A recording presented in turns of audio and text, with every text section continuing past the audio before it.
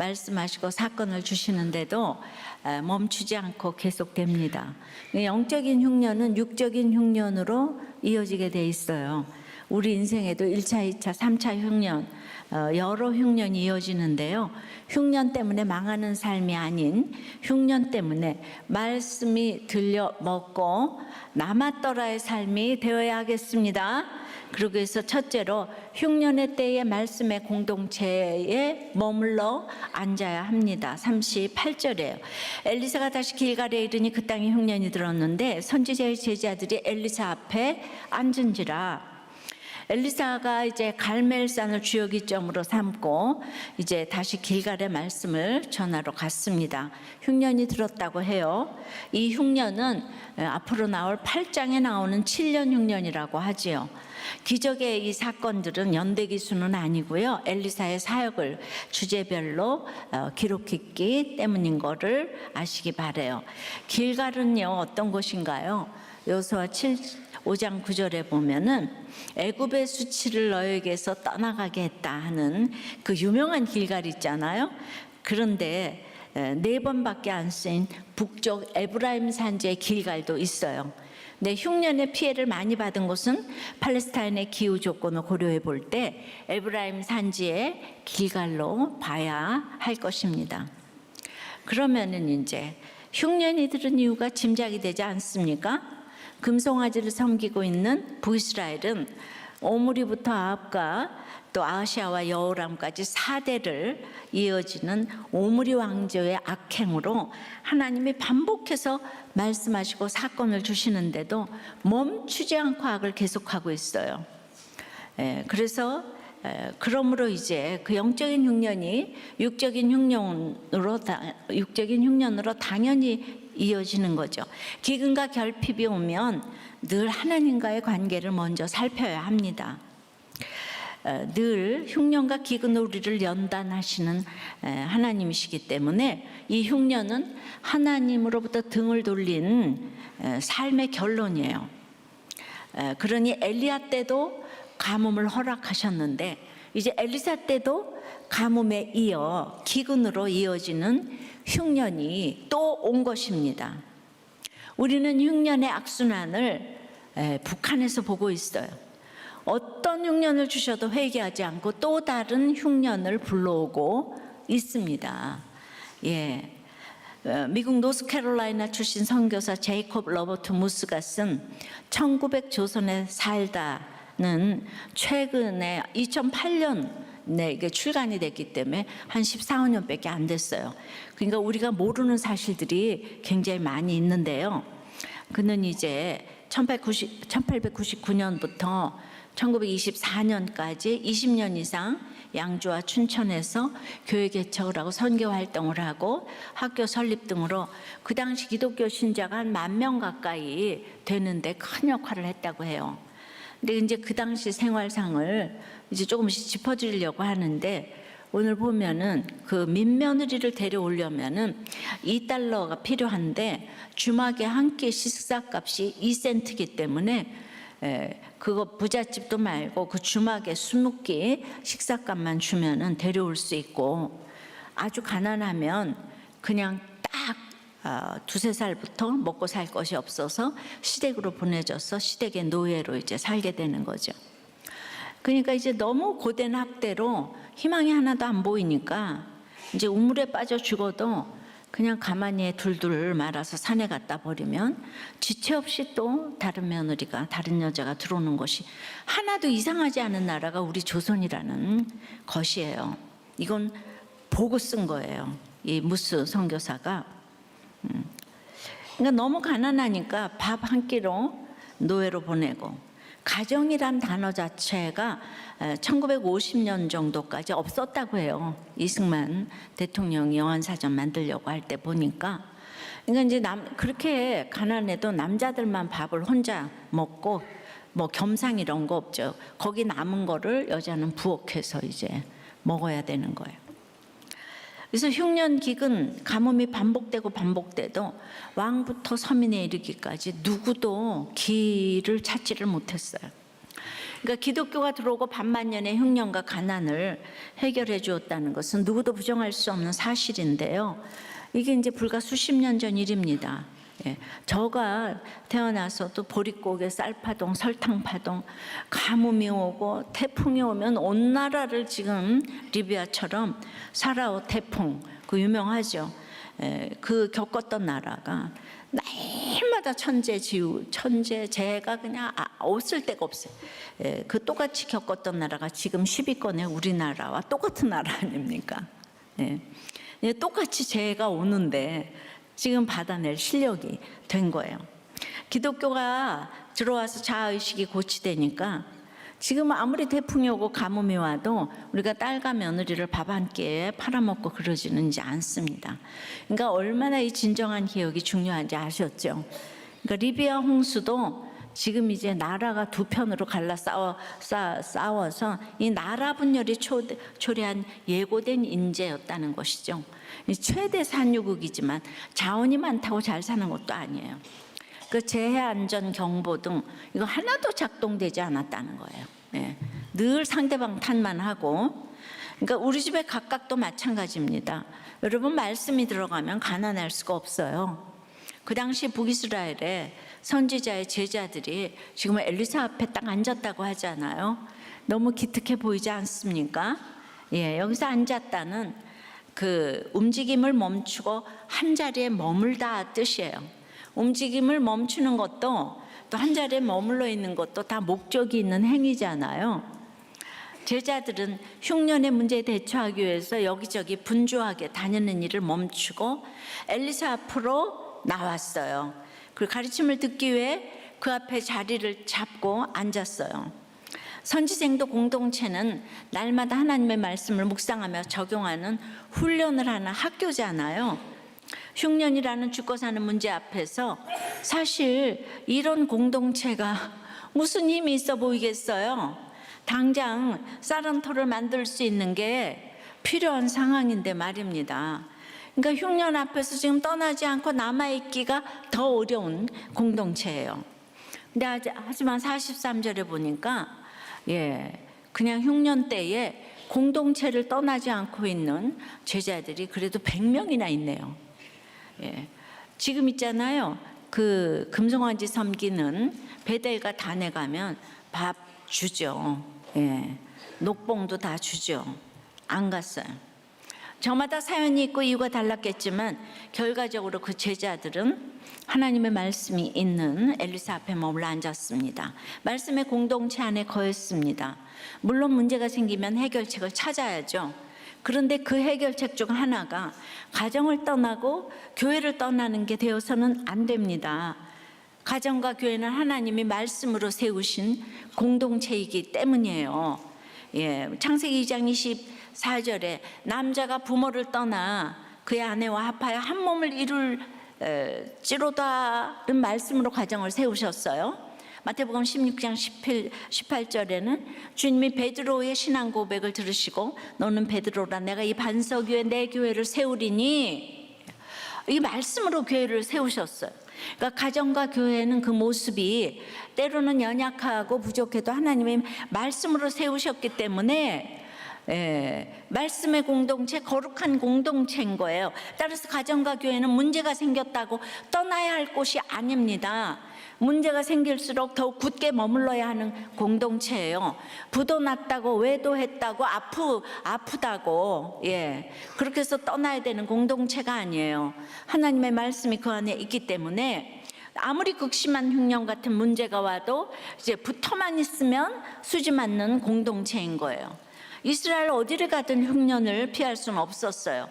오직 하나님의 사람 엘리사 앞에 앉은 사람들만이 흉년 가운데 먹고도 남는 구원을 경험했습니다. 이제 흉년에서 남은 것을 보고 죄를 깨닫고 돌이켜 구원을 얻으려면 이 하나님의 말씀 있는 공동체에 머물러 앉아야 합니다. 적용 질문이에요. 어떤 흉년을 겪고 있습니까? 흉년을 핑계로 떠나려고 하는 곳은 가정이에요? 교회예요? 회사예요? 어디입니까? 내 역할의 자리에 딱 앉아 있습니까? 어정쩡하게 서 있습니까? 딴 곳을 바라보며 지금 억지로 있습니까? 집에서 같이 있긴 있는데 맨날 딴 곳을 바라봐. 먹든지 말든지. 네. 자, 어느 자리에 앉아 있는지 한번 생각해 보세요. 말씀대로 남았더라. 그러니까 흉년의 가운데 말씀의 공동체 몸을 앉아야 되고, 두 번째는 한 사람이 중요합니다. 38절 9절에요. 엘리사가 자기 사환에게 이르되 큰 솥을 걸고 선지자의 제자들을 위하여 국을 끓이라 하며 한 사람이 채소를 캐러 들에 나가 들포도 덩굴을 만나 그곳에서 들호박을 따서 옷자락에 채워가지고 돌아와 썰어 국 끓이는 솥에 넣되 그들은 무엇인지 알지 못한지라. 지금 엘리사는 흉년에 대해서 강의하지 않아요. 흉년을 극복하는 믿음에 대해서 설교하지 않아요. 자기 사환에게 큰 솥을 걸고 선지자의 제자들을 위하여 국을 끓이라 그래요. 그럼에도 사환은 뭘 해야 될지 몰라요. 고대 사본은 이 사환을 게하시라고 해요. 게하시의 무능력함이 또 나오네요. 결국 솥에 국을 끓이려면 국거리가 있어야 되잖아요. 그런데 이 말씀을 듣는 중에 국거리를 가지러 나간 사람은 한 사람이었다는 거예요. 한 사람. 항상 한 사람이 중요합니다. 예. 한 사람이 채소를 캐러 들여 나갔다고 해요. 예. 이 42절에도 바알살리사에 한 사람이 나옵니다. 나은 사람이 큐티하고 예수 믿고 적용하는 것이 모두를 살리는 길인 것을 알아야 합니다. 나은 사람쯤 이야기가 아니에요. 예. 그래서 우리 지금 강 집사님 아들이 지금 보스턴에서 MIT에서 그 큐티 모임을 인도하는데 많이 힘들었는가 봐요. 근데 사도 바울이 아시아에서 이제 거절을 당했다는 그 본문을 듣고 정말 많이 은혜를 받고 진짜 말씀을 좋아하는 것 같아요.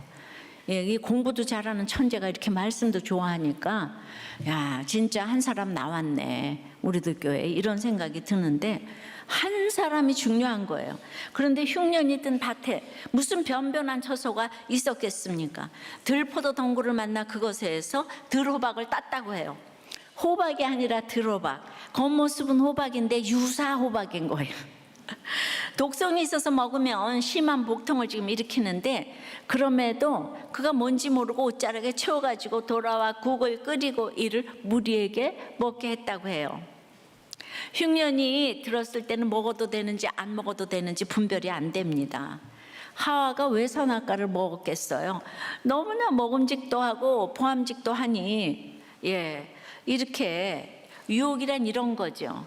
들호박처럼 교묘하기 때문에 그 유사호박에 너나 없이 속아 넘어가는 것이에요. 예, 어떤 집사님 자기 남편이 가계부를 너무너무 잘 쓰고 너무 성실하고 정말 자기 남편하고 결혼을 잘했다, 그냥 너무 믿음직한 사람인데 보이스피싱을 당했다고 그렇게 이제, 예, 그러니까 누가 언제 속을지 몰라요, 그죠? 예, 그래도 보이스피싱 당해서 한번 경험을 한 거는 좋은 경험이라고 생각합니다.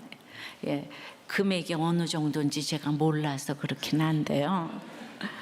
자, 그러니까 40절에 이에 퍼다가 무리에게 주어 먹게 하였더니 무리가 국을 먹다가 그들이 외쳐가로되 하나님의 사람이여 솥에 죽음의 독이 있나이다 하고 능히 먹지 못하는지라. 무리가 국을 먹다 보니까 솥에 죽음의 독이 있다고 외쳐댑니다. 자, 그러면 말이죠, 우리가 처음부터 생각을 해봅시다. 엘리사 말을 듣고 들에 나가서 들호박을 따가지고 왔는데 끓였는데 독이 있다는 거예요. 예, 그걸 몰랐다는 거예요. 자, 우리는 이렇게 항상 생크를 해봐야 되잖아요. 평소에 먹을 것이라고 생각도 안 한 것을 배가 고프니까 가지고 왔잖아요. 가지고 오긴 했는데 와서 보니까 독을 같이 가지고 온 거예요. 자, 예, 우리는, 예, 종류별로 흉년을 맞이할 수 있어요. 예. 그러니까 이런 걸 보고 내 생활에 어떻게 적용할 것인가를 생각해 볼 때, 너무 취직이 힘드니까 평소 같으면 쳐다보지도 않을 회사에 내가 가줬다 이거야. 예. 너무 결혼이 안 되니까 평소 같으면 쳐다보지도 않은 아내와 남편과 결혼을 해줬다 이거예요. 내 수준에 전혀 안 맞는 것 같은 배우자, 회사, 학교를 낮추어 택했는데 맙소사 거기에 죽음의 독이 같이 온 거예요. 이래야지 내 생활하고 딱 맞아 떨어지죠. 강 집사는 이런 게 해석이 안 되나 봐. 왜냐하면 독이 없잖아요, 저분에게는. 아무도 힘들게 하는 사람이 없어. 날마다 복통과 흉통과 살 수 없는 아픔이 밀려와요. 실제적으로 폭력을 행하고 나가서 외도를 하니까 내가 저를 봐줘서 결혼했는데 외도를 한다고? 죽음의 독이 스멀스멀 올라오는 거예요. 조선의 여인들 중에 너무 예쁘고 총명하고 괜찮은 여인들이 얼마나 많아요.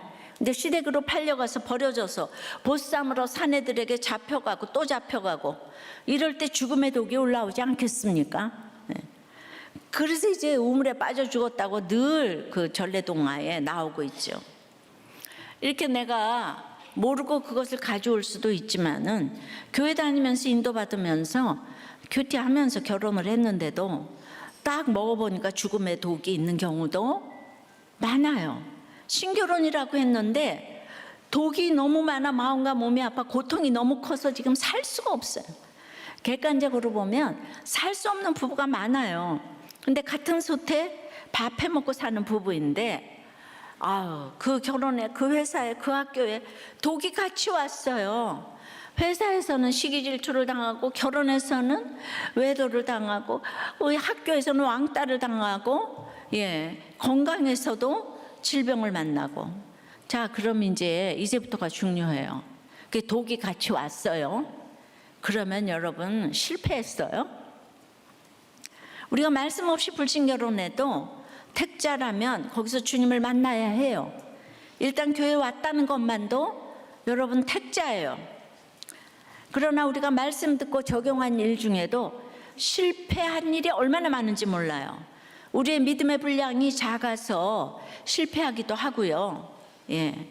그러나 우리 해독 공동체의 권면으로 같이 머리를 맞대고 인도받았다면 주님은 반드시 책임지십니다. 그러니까 이 배우자 탓하지 말고 나간 사람이 너무 중요한 거예요. 지난주에 엘리사의 지팡이를 나눠보라고 했는데 어떤 목자님이 모태신앙 직분을 다 넘어서서 피해자 지팡이를 휘두르고 있다는 목자님이 계셨어요.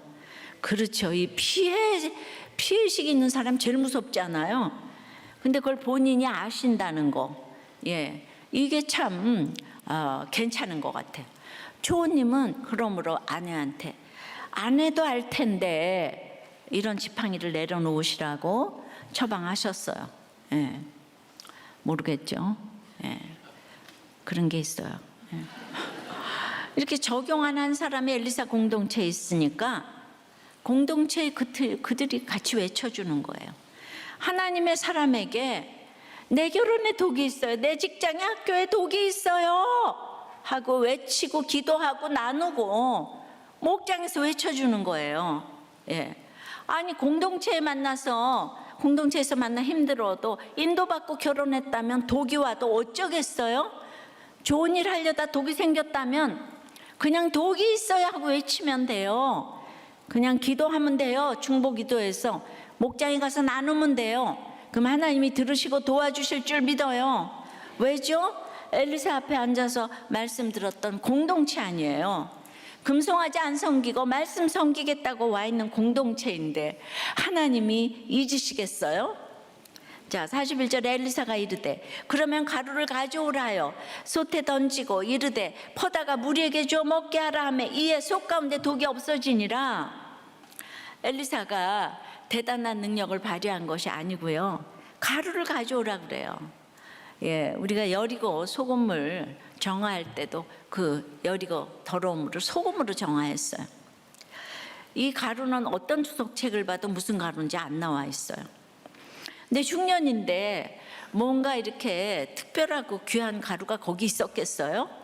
사르밧 과부에게도 마지막 남은 밀가루가 있었던 것처럼 선지학교 식당에도 밀가루가 조금 남아 있었을 거예요. 흉년에도 조금은 구할 수 있는 가장 흔하고 싼 밀가루를 엘리사는 솥에 딱 던졌어요. 경제적 관점에서 보자면 흉년 때에 이상한 열매가 들어가서 못 먹게 된 이런 국에다가 그 아까운 밀가루를 던지는 거는 밀가루까지 못 먹게 되는 거잖아요. 예. 선지 생도들이 그냥 너무 깜짝 놀라서 그 아까운 밀가루를 던지다니, 생님 선생님 하면서 그냥 어떻게 그럴 수가 있냐고. 엘리사가 그 가루를 솥에 던진 행위는 그야말로 다시 한번 상식을 뛰어넘는 이상한 처방 같은데 상식을 지키는 처방의 대가 맞습니다. 예. 그리고는 그 국을 퍼다가 무리에게 주어 먹게 하라고 해요. 근데 그 국은 워낙 쓴맛, 독한 맛, 역한 맛, 상한 이제 국맛이었잖아요. 근데 어떻게 다시 먹을 수 있어요? 예. 근데 선지 생도들은 이제 그 독이 든 듯한 맛이 나는 국을 다시 먹어야 하는 거예요. 예. 목장에서도 쓴맛 나는 성도들 다시 먹어야 돼요. 다시 결혼하라고 하면은 내가 어떻게 다시 그 쓰고 독하고 역하고 상한 그 맛으로 난 돌아가고 싶지 않아. 예. 근데 밖에 나가면 여러분들한테 나이스하게 꼬이는 여자도 있고 남자도 있어. 집에 돌아오면은 우렁쭈렁한 남편이고 아내가 있는데 대답도 안 하고 말도 안 해. 옛날에 우리나라 남자 혼자 밥상 받고 쫙 물리면 그 남은 거를 먹는 것도 그냥 너무 황송스럽게.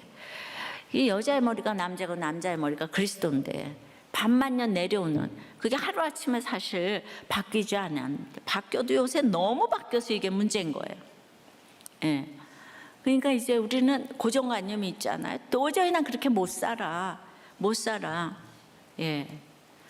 그런데 목장에 갔다는 것만으로, 양육을 받았다는 것만으로도, 우리들 교회 왔다는 것 하나로 엘리사의 이 말이 끝나자마자 국이 해독되었어요. 그런 분들이 너무 많잖아요. 맛을 다 합친 죽음의 맛이 싹 사라졌어요. 예. 죽을 것 같은데 그 힘든 고통의 그 경험들이 사라진 거예요. 제가 암초를 말씀이 넘어가게 했으니까. 이게 말씀의 맛이잖아요. 조금 전에 먹었던 죽음의 맛의 기억에 갇혀서 먹지 않았다면 이거 절대로 이 맛을 몰랐을 거예요. 하지만 그 쓴맛의 기억을 넘어 엘리사 선지자의 말씀을 믿으며 국을 다시 먹었으니 이제 국이 해독되어 먹을 수 있게 되었다는 것을 알은 거예요. 예. 그러니까 죽을 것 같은 결혼 생활, 회사 생활을 다시 하고자 하니 해독이 된 맛이 기다리고 있는 거예요. 특별한 게 없는, 밀가루가 국을 해동한 게 아니고 그 가루를 통해 하나님의 놀라운 권능이 역사한 것이죠. 무엇이겠습니까? 이 가루가 복음의 가루죠. 예. 그런데 날마다 큐티는 이게 엄청난 복음의 가루가 되어서 우리를 해독합니다. 예. 오직 복음만이, 말씀만이 삶의 중독을 해결할 수 있어요. 말이 안 되는 술 중독, 도박 중독, 게임 중독, 쇼핑 중독, 들호박처럼 독을 품은 온갖 중독들도 복음가루 하나면 딱 해결이 되는 거예요. 내 인생에 독이 사라지는 거예요. 독이 사라지면요, 얼굴에요, 예수를 잘 믿는 사람은 독이 있을 수가 없어요. 근데 아무리 잘나도 예수 안 믿으면은 얼굴만 봐도 무섭죠. 눈만 봐도 우리는 딴 데를 쳐다보고 싶어요. 예, 독이 있어요, 독. 예.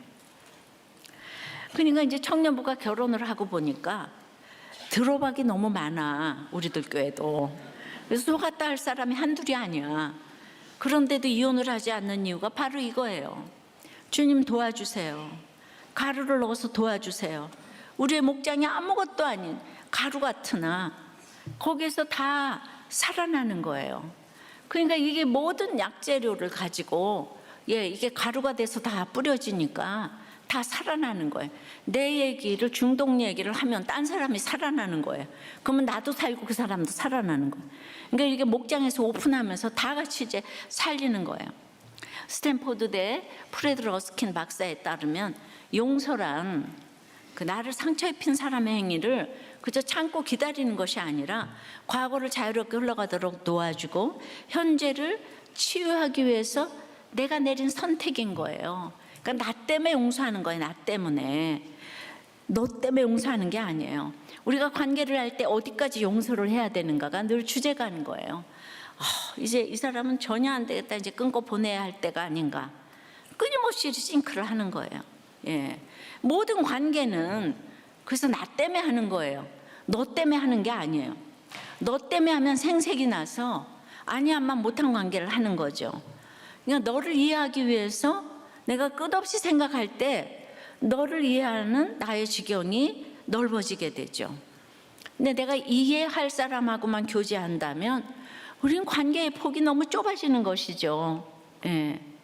그러니까 목장에서 이런 훈련을 끝없이 할 때 여러분의 지경이 감당 못할 관계가 없이 아주 넓어지기 때문에 결국은 사회생활도 잘하고 또 이제 결국 가난해서 탈피하게 되는 기적이 일어나는 거예요. 우리 보세요. 공영방송 보세요. 얼마나 사람들이 정말 밴댕이 소갈딱지 같아요. 너무나 이간질하고 험담하고 그러잖아요. 그죠? 그런데 그게 이제 너를 위해 한다고 생각해서 그래요. 그러니까 목장에서 이런 훈련을 끝없이 할 때 이제 이게 얼마나 돈 주고도 못 사는 훈련입니까? 예, 우리 철학자 박은미 씨가 그 타인을 이해하려는 노력은 나의 우물을 확장시킨다고 했어요. 내 우물이 이것밖에 안 되는데 내 좁은 우물로 이해되는 사람과만 관계하겠다고 하면은 내 세상은 평생에 요거밖에 안 되는 거죠. 캐파가 넓어지지를 못해요. 그러니까 아이들도 어려서부터 이제 목장에서 이해할 수 없는 아이들하고 계속 관계를 하게 될 때 세상을 이제 배우게 되는 것이죠. 이 세상은 좋은 친구들과 놀라고 좋은 학교 가고 그냥 이게 여러분들의 이제 정말 앉으나 서나 그냥 그냥 목적이에요. 목적. 이해 안 되는 식구들과 살면서 이해하는 훈련은 금주고도 못 사는 훈련인 거예요. 결국 모든 관계는 나를 위한 거예요. 너를 위한 거라고 생각하는 순간 생색이 나서 여러분들의 모든 헌신은 제로가 되는 거예요. 내가 생색, 너를 위해서 내가 그렇게 했다. 그러니까 부부 생활에서도 너를 위해서 내가 얼마나 했는 줄 아냐. 이러는 순간 지금까지 한 게 다 물거품이 되는 거예요. 근데 지금 다들 보니까 어제도 제가 이 서울대학교 제자훈련을 갔는데 그 교수님이 그냥 사모님께서 이 큐티인 가지고 너무 열심히 하면서 우리 사모님도 이 서울대학교 랄랄라 본인한테 너무 잘한다는 거예요. 그래서 큐티인 팬이 되셨어요. 예, 똑똑한 여자들이 남편한테 잘하기가 어렵잖아요. 그런데 그 생색이 안 나니까 그러니까 구원으로 인도하는 거예요. 힘든 부모 밑에서 정말 잘한 자녀들이 엄청 잘 자란 것을 볼 때가 많아요. 좋은 부모 밑에서 항상 좋은 거. 그러니까 이제 좋은 것만 먹고 좋은 것만 보게 하고 그랬으니까 결혼했는데 남편이 소리 한 번 지르고 뭐 폭력이라도 한 번 해. 나는 이런 일을 당한 적이 없어. 우리 엄마 아버지 나한테 이렇게 한 적이 없어. 이런 좀 밥맛이야 진짜. 잘 자란 것도 좋은데 잘 자라서 남들을 이해해야지 자기만 이렇게 정말 공주처럼 대접해달라고. 그러니까 그 우물이 넓어지질 않죠. 그러니까 결혼할 때 독을 다 같이 가지고 와요. 근데 약과 독이라는 책이 있다는 거예요. 그런데 독도 약이 될 수가 있고 약도 독이 될 수가 있는 거예요. 우리가 수많은 약을 먹는데 그 독이 될 수가 있고 독처럼 보였는데 그게 약이 될 수가 있는 거예요. 그러니까 이런 가운데서 우리가 목장에서 나의 힘든 거를 다 뿌려주는 게 가루지. 이게 약재료 아니겠어요? 약재료가 바로 이것이에요. 그러니까 이제 그래서 저는 말이 안 되는 결혼 같은데 우리 청년들이 이렇게 이혼을 안 하고 사는 거를 보면은 이렇게 전부 다 캐파가 넓어져서. 그런데 이제 저 회사하고 뭐 남들이면은 내가 그 사람 위해서 뭘 그렇게 싱크하겠어.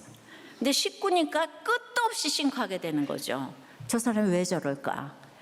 그러니까 또 나를 생각해서 이것도 또 흘려보내면서 나의 지경이, 나의 우물이 자꾸 넓어지니까 너무 이상한 부모와 정말 아이들, 뭐 맞지 않는 아이들이 믿음으로 결혼을 하는데 이혼을 안 하잖아요. 이 열매로 제가 얘기할 수 있어요. 제가 어저께 가서 아주 부르짖고 외쳤네요. 서울대학가 뭐 하냐고. 믿음 없으면 제일 영치가 서울대생이다 이러면서 이제. 네, 그래서 또 우리들 교회에서 자란 그냥 큐티 열심히 해가지고 유아부 봉사하고 청년부 목자하고 그냥 이루고 가서 거기 가서 지금 보스턴에 가서 그게 바쁜데 목요일마다 지금 큐티 모임을 한다고 그러고 이런 청년이 어디 있겠어요? 아빠가 속을 좀 세게 줘가지고 지금 그렇게 된 거 같으네. 예, 정말 참, 예, 너무 진짜 이렇게. 그러니까 저는 이제 그렇게 꼭 있잖아요. 여러분들이 환경이 좋은 것만 제일이다 이렇게 생각하는 고정관념에서 벗어나시기를 바라요. 적용 질문이에요. 말이 안 되는 적용으로 결혼하고 회사 가고 했는데 죽음의 독이 올라옵니까? 죽음 같은 고난에서 말씀 듣고 채속해로 나가는 한 사람이에요. 말씀의 해독가루를 없애야 할 내 안의 독은 무엇입니까? 이해하기 어려웠지만 말씀하신 대로 독이 없어진 구원을 경험한 일이 있습니까? 우리의 모든 관계는 나를 위한 것임이 이해되십니까? 나를 위해서 그 힘든 남편을 붙여줬어, 아내를 붙여줬어, 모든 회사 붙여줬어. 생각해보라고. 생각해보라. 생각하면은 내가 또 이거 참아야 돼. 그냥 자꾸 넓어지니까 사회생활에서 너무 그냥 성공하게 되는 거예요. 어떤 사람도 용납 못할 사람이 없어지는 거예요. 그 사람이 얼마나 수고한 거예요. 예, 맨날 상처 타령하면서 나는 용서 못해. 그럼 여러분들이 하나도 그게 넓어지질 않아. 캐파가 우물이. 예. 그래서 수준 높은 사람한테 힘든 사람들이 이제 붙여지게 되는 거예요. 자, 말씀대로 남았더라는 세 번째는, 첫 번째는 뭐죠? 흉년에 공동체를 떠나지 말아야 되고, 두 번째는 한 사람이 중요해요. 그러면 세 번째, 무리에게 주어 먹게 하라예요. 42절부터입니다. 한 사람이 바알살리에서부터 와서 처음 만든 떡, 곧 보리떡 20개와 또 자루에 담은 채소를 하나님의 사람에게 드린지라. 그가 이르되 무리에게 주어 먹게 하라. 그 사환이 이르되 내가 어찌 이것을 100명에게 주겠나이까. 하나 엘리사는 또 이르되 무리에게 주어 먹게 하라. 여호와의 말씀이 무리가 먹고 남으리라 하셨느니라. 그가 그들 앞에 주었더니 여호와께서 말씀하신 대로 먹고 남았더라. 할렐루야. 바알살리사에 사는 한 사람이 흉년 중에 수확한 보리로 처음 만든 떡 20개와 채소를 가져옵니다. 바알살리사는 세 가지의 주인이라는 뜻인데요. 이름이 보여주는 것처럼 농사가 아주 잘 되는 지역이기도 했지만 그 이름에 바알이 들어가 있는 것처럼 기복으로 끈끈이 뭉쳐있는 곳이었어요. 하지만 그곳에도 한 사람이 지금 있었어요. 어떤 사람입니까? 바알살리사는 셋째 의상 또는 셋째 남편이라는 뜻이 있는데요. 예, 이 사람이 흉년의 때에 처음 만든 떡을 가지고 온 거예요. 이렇게 잘 살게 되다 보면은 전부 다 이제 가정적으로 힘들어지잖아요, 그죠? 예, 그러니까 가난한 집은 분쟁이 없어요. 예, 그러니까 잘 사는 집에 분쟁이 많아요. 예, 이 집도 가정적으로 힘이 들었을 거예요. 그러니까 미국이 인권을 강조하고 이러고 그 옛날에 못 먹던 시절을 생각하면은 오늘 뉴스에서 이렇게 보니까 그 기차를 타고 가는가 그러는데 성폭행을 당하고 있는데 40분 동안 모두가 핸드폰을 대고 촬영을 하고 아무도 신고를 안 했대요. 그러니까 핸드폰을 이렇게 찍고 있는 수많은 그 사진이 보였어요. 이게 얼마나 악합니까? 그것도 무려 물경 40분 동안이나. 그래서 그 사람들 다 처벌해야 된다 이러는데 우리는 잘 먹고 잘 살아지면 남한테 관심이 없는 거예요. 우리는 아주 태생이 이기적이에요.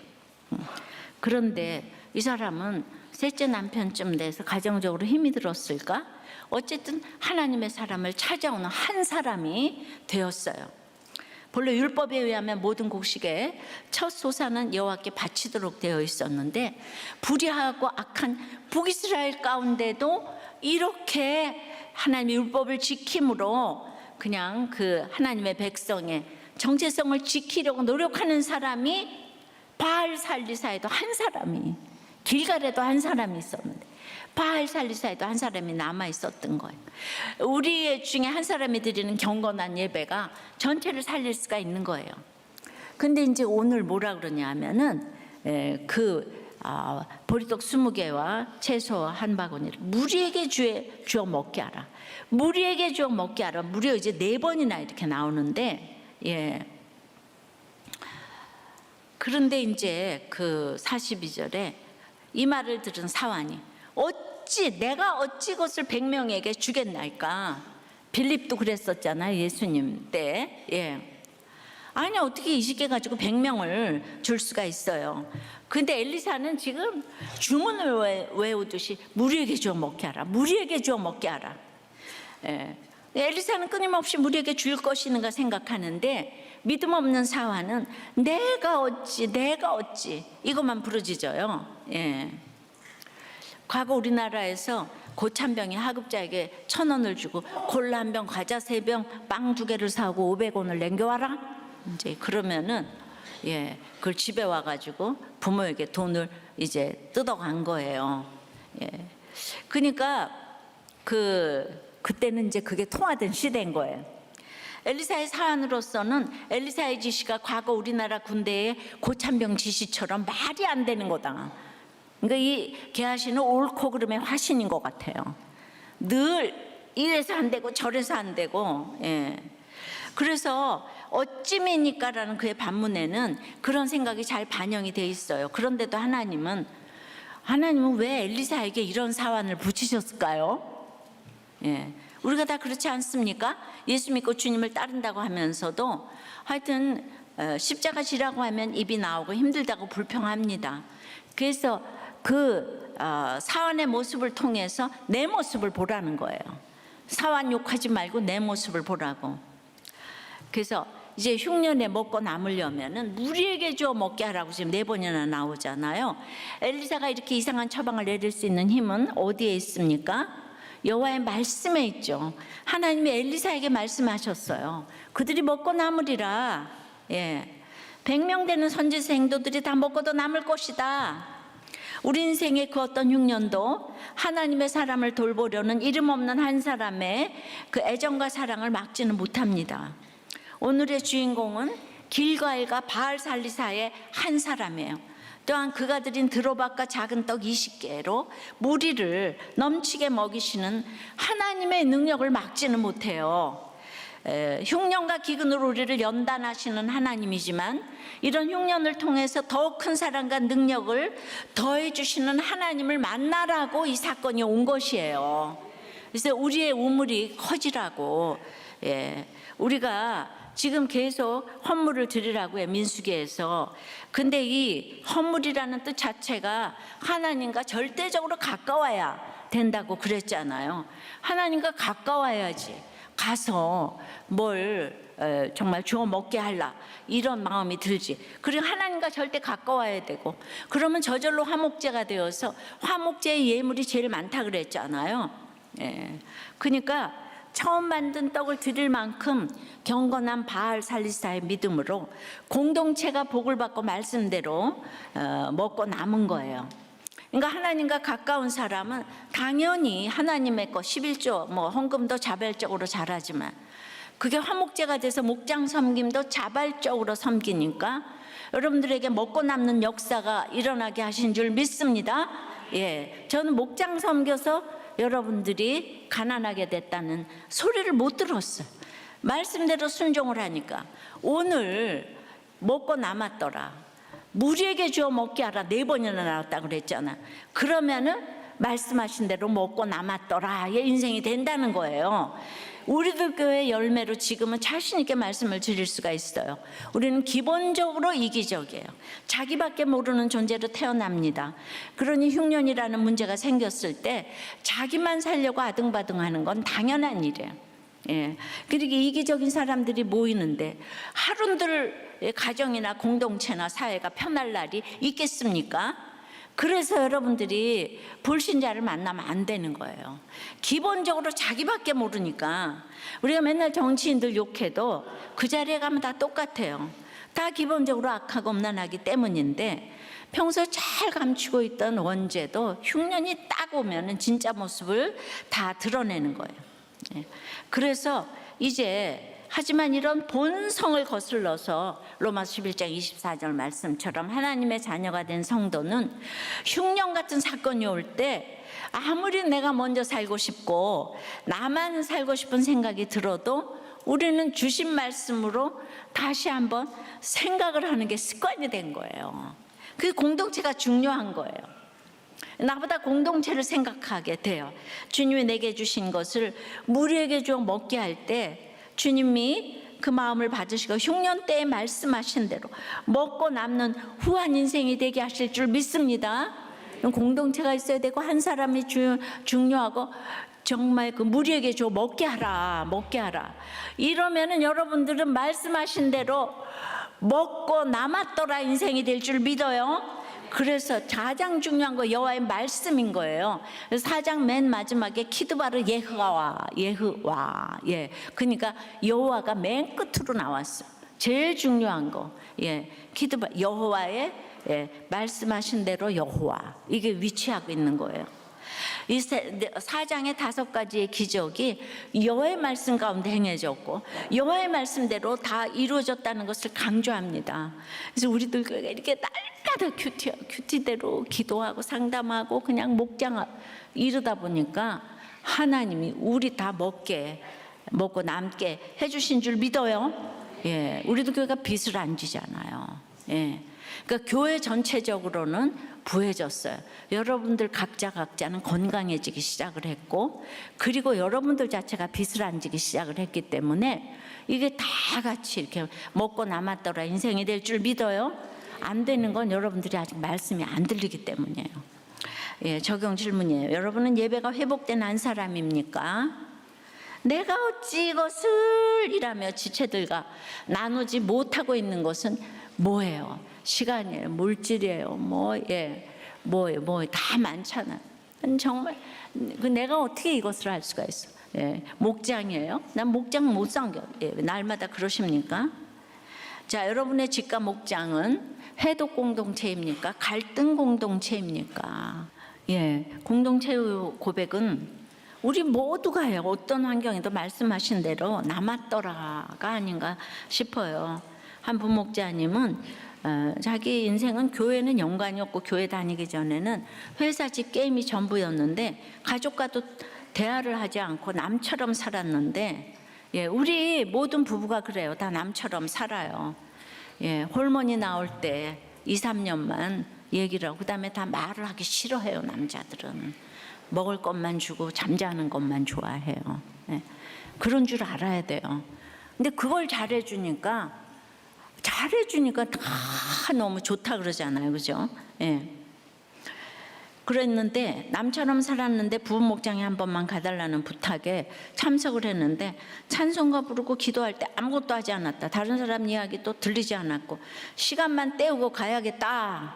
예. 그렇게 해서 갔는데 그때 목자님이 저에게 해주시는 말씀이 너무 따뜻해서 마음에 들어왔다. 살면서 그렇게 따뜻한 말을 처음 경험하고 한 목장을 7년 동안 다녔다. 이거는 옛날 일이에요. 당시에는 교회 등록도 하지 않고 목장을 다니다 목자님의 권유로 교회 등록, 세례, 기초양육, 탱크양육까지 다 받았다. 양육교사 교육도 받게 되었고 어느 순간 부목자가 되어 있다. 예. 근데 이렇게 막 기가 막힌 따뜻한 목자님이 있으니까 그러는 거죠. 이렇게 생각하시겠지만 모든 목장이 이렇게 다 목자님이 따뜻하진 않아요. 예. 그러나 따뜻하지 않은 목장이 우리를 더 남은 것이 많게 해주세요. 인간 공부하잖아요. 그죠? 우리 캐파가 넓어져야 되겠죠. 그냥 손가락질 하지 말아요. 예. 내가 참아내면 내가 넓어지는 거예요. 꾹꾹 참는 게 아니라 그리고 정말 이분은 질병에 아주 그냥 3차 흉년이 다 온 것 같아서 여러분들 기도해 드리라고, 기도해 주시라고 한번 말씀을 드려요. 이분이 오신 지가 한 1년 반 정도밖에 안 된 것 같은데, 그냥 형님은 간암이고, 이 집사님은 폐암 사기고, 동생은 파킨슨이고, 아들은 조현증이고, 그러면 이분에게 말씀대로 남았더라가 무엇일까요? 이렇게 깨닫고 회개하시는 마음인 것 같아요. 그래서 엘리사의 포용성을 가지고 싶은 마음이 있고, 하지만 여전히 기복이 심한 내 자신을 바라보고 있고, 기도하고 있어도 기도 후에는 여전히 예전 집상을 보이고 있고, 가족들에게 혈기를 부리고, 아들의 건강에 대한 기도가 이루어지지 않는 부분에 대한 실망을 보면서 내 자신에 대해 탄식하고 있고, 하나님의 영광을 체험하고 싶은데, 하나님의 살아계심을 느끼고 싶은데, 아들의 건강에 대해 늘 기도하고 있지만 이루어지지 않고 있다. 수냄 여인의 아들이 살아나는 것처럼 우리 아들의 건강도 다시 회복되는 응답을 이제 바란다. 내가 예수도 아닌데 도대체 내가 언제 주님의 응답을 볼 수 있는 것인지 하는 절망을 느끼는데, 왜냐하면 부모님, 형님, 아들 병원에 댕기면서 스트레스를 받고 있는 것이 이분이 폐암 사기인데 지금 모두를 지금 간호하고 있는 거예요. 얼마나 압박감을 받겠습니까? 정말 내리사랑이라고 아들 때문에 본인보다 더 애통하세요. 근데 1년 반 동안 지금 다양한 양육 코스를 다 수료하시고 양육을 받으시면서 주변인들에게 많은 은혜를 끼치시고 있다는 얘기를 듣는 거예요.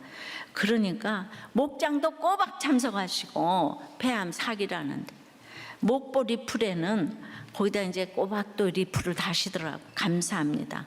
언제나 나누면서 기록하시기가 힘든 것인데, 성령님의 역사하시는 모임에 누군가 기도로, 누군가 헌신 수고해 주시니 그 은혜의 자리로 향하여 더 사모하게 됩니다. 할렐루야.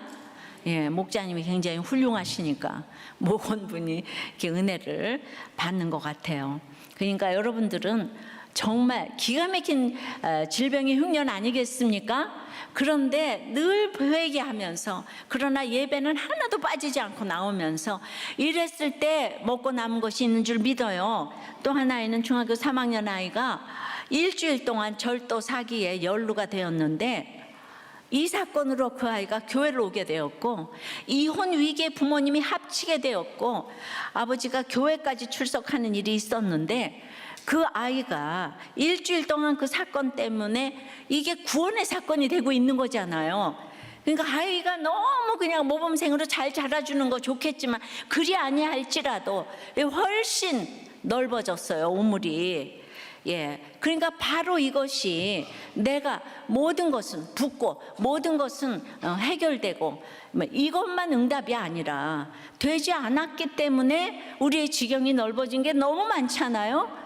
말씀대로 먹고 남았더라. 이 인생은 어떤 사건에서도 가능하다는 생각이 듭니다. 다들 말씀대로 남았더라가 되십니다. 오늘 제 설교에 올라오신 분들은 모두 기도해 주시기 바라고, 소태 죽음의 독이 있나이다 다 외쳐주셔서 이 집사님들 살려주세요, 구원이 이루어지게 도와주세요, 다 기도해 주시기 바랍니다. 아버지 하나님, 오늘 각자의 흉년을 가지고 이 자리에 왔습니다. 그 한 사람, 어떤 한 사람을 향하여서 제가 정말 온 힘과 마음을 다해서 말씀을 전했어요. 여러분들의 흉년 가운데 떠나야 할 곳은 가정이 아니고 교회가 아니고 내가 정말 공동체에 머물러 앉아 있어야 하는 겁니다. 나 한 사람이 그렇게 앉아 있게 되면은 내가 아무리 나에게 독이 왔다고 할지라도 이 복음의 가루를 뿌려서 이 모든 해독이 될 줄 믿습니다. 그 한 사람이 와이프건 아내건 자녀건 그 한 사람이 복음의 가루를 계속 뿌려대고 약재료를 뿌려대면 모두가 정화될 줄을 믿습니다. 그래서 우리는 참으로 흉년 가운데에서 하나님께 드릴 것만 있고 사람들에게 줄 것만 있는 인생으로 간증할 수 있는 여러분들이 될 수 있도록 주여 역사하여 역사하여 주시고 날마다 말씀대로 갔더니 매주일 간증이 끊어지지 않는 역사가 일어나고 있습니다. 빈 그릇에 계속 기름이 담아지고 있는데 여러분들 그 기적의 주인공이 될 수 있도록 주여 역사하여 주시고 아버지 하나님, 제가 아무리 얘기를 이렇게 말씀을 전한들 우리 성령님이 그 마음을 움직여 주셔야 되지 않겠습니까? 주님, 이 가정마다 성령님이 그 마음을 움직여 주시고 가정을 깨지 않도록 붙잡아 주시옵시고, 오늘 이제 정말 이 질병의 기가 막힌 6년 가운데 말씀을 사모하는 그 가정을 주여 불쌍히 여겨주시고 먹고 남은 것이 있을 수 있도록 주님 역사하여 주시옵소서. 주님, 우리는 개아시 같아서 내가 어찌 그걸 알 수가 있어요. 내가 어찌 내 두 번 다시 그 상한 맛의 국은 먹을 수가 없어요. 날마다 부르짖지만은 하나님께서 그 마음을 변화시켜 주시기를 원합니다. 나는 할 수 없으되 하나님은 할 수 있는 것을 믿게 도와주시옵소서. 우리가 이렇게 말씀대로 원칙을 지키고자 하니 어떤 방법을 쓴 것도 없는데 우리들 교회 힘든 사람들이 오고 있어요. 바로 이거 아니겠습니까? 주여 우리나라를 불쌍히 여겨 주시옵시고, 아버지 하나님, 우리가 결혼하고 아이 낳고 이혼하지 않고 이거 하나 지키는데 아버지 하나님, 이 일이 아버지 하나님 들불처럼 번져 나갈 수 있도록 역사하여 주시옵소서. 결혼의 목적이 행복이 아니고 거룩인 것을 알게 하여 주시옵소서. 이 나라를 불쌍히 여겨주시고 오늘 그 한 사람의 위정자와 선량을 허락하여 주시옵소서. 예수 그리스도 이름으로 기도드리옵나이다. 아멘. 그래서 태어나 믿음의 아내를 만났습니다. 부모님을 수십 년 모시면 무조건 복을 주실 거라고 생각했는데 8년 전 유학 중이던 둘째 아들이 조현병이라는 해달 별이 떨어지는 진단을 받게 되니 매일이 두려웠습니다. 이 병원 저 병원 찾아다녀도 낫지 않으니 평생 정신병원에서 썩어라, 너 때문에 인생 말년에 똥 밟았다, 나가서 죽으라는 등 들호박처럼 마구 독을 뿜어내어 아들에게 씻을 수 없는 상처를 주었습니다. 이 사건으로 아들은 4년간 광야 같은 유학 과정을 인내하며 입학한 중국 대학에서 자퇴했고 자기 이름마저 잊어버릴 정도의 힘든 상황에서 검정고시로 다시 대학에 입학했으나 휴학 중이며 현재는 복학을 기대할 수 없는 상태입니다. 게다가 최근 아들의 증세가 더욱 안 좋아져 약을 증가했고 몇 달 전부터는 저를 아저씨라고 부릅니다. 아들은 제가 가까이 오는 것도 싫어하고 병에 물을 담아 얼굴과 노트북에 뿌리며 욕하고 때리기까지 합니다. 그런데도 하나님께 등을 돌리고 회개가 되지 않으니 영적 흉년이 육적 흉년으로 이어져 큰아들이 공황장애에 시달리고 저는 기침이 잦아지고 가슴이 답답하더니 결국 폐암사기 판정을 받고 체중이 10kg 정도 빠져 내 인생이 이대로 끝날 것 같은 절망 중에 우리들 교회로 인도되었습니다. 그 와중에 남동생은 파킨슨병, 형님은 간암으로 극심한 질병 흉년에 시달리니 날마다 믿음이 요동치고 두렵고 불안합니다. 목장에서 모든 수치와 부끄러움을 다 드러내며 나눌 수 있는 곳에 놀란 저는 빠짐없이 참석하며 내 약하고 음란한 죄를 보게 되었고 감추고 싶었던 죄패들을 고백하게 되었습니다. 그리고 목장 식구들은 제가 불안해하며 핵심 없는 나눔을 되풀이해도 항상 차분히 들어주었습니다. 이렇게 복음의 가루가 뿌려지니 불안증과 입술의 독이 점차 해독되어 아들에게 내가 나보다 옳다, 살아있어 줘서 고맙다, 미안하다는 말도 하게 되었고 예전 같으면 혈기를 쓸 상황에 있어도 이제는 아들이 그동안 저와 소통이 안 되어 얼마나 힘들었을까 회개가 됩니다. 부모님 두 분의 연이은 고관절 수술로 아버님의 대소변을 받아내고 불교의 신자이신 아버님에게 복음을 전하고 찬송을 불러드리며 병상에서 예수님 영접하시고 지난 7월 소천하시어 우리들 교회장으로 장례를 치렀습니다.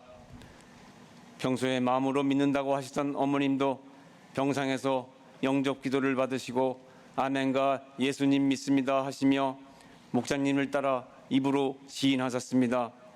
동생도 딸과 함께 우리들 교회에 등록하고 지금은 해외에서 목장 나눔을 하고 있습니다.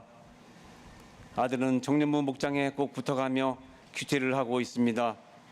저는 현재의 환경에 눌리고 말씀이 없으면 죽을 것 같아서 살기 위해 양육을 받았습니다. 주일 설교 말씀을 녹취하고 김양재 목사님 10권의 책을 읽고 싱크 양육 교사를 수료하며 구속사 말씀으로 기복산이 아닌 팔복산의 믿음으로 향하고 있습니다. 하나님께서 허락하신 질병 흉년과 염려를 구속사로 싱크하며 사소한 것이라도 목장에 묻고 하나님이 받으신 회개 기도와 피투성이가 되어도 살아만 있어라 아들을 고쳐 주옵소서를 외치며 가는 한 사람이 되길 원합니다. 해독 공동체에서 매일의 큐티로 복음가를 뿌리며 말씀대로 먹고 남는 저희 가정이 되길 기도 부탁드립니다. 제가 살아있는 것은 기적입니다. 저를 위한 누군가의 기도에 감사드리며 목장 공동체에 감사드립니다. 날마다 그 한 사람을 위해 눈물로 애통하게 기도하시며 질병 흉년인 저희 가정을 위해 공동체 앞에 중보를 부탁하신 김양재 목사님께 무한 감사를 드립니다. 만물의 찌꺼기 같은 저를 공동체에 머물러 앉게 하시고 아들을 목장에 붙어가게 하시며 말씀대로 남아 따라의 삶을 살게 하시는 하나님께 감사드립니다. 할렐루야.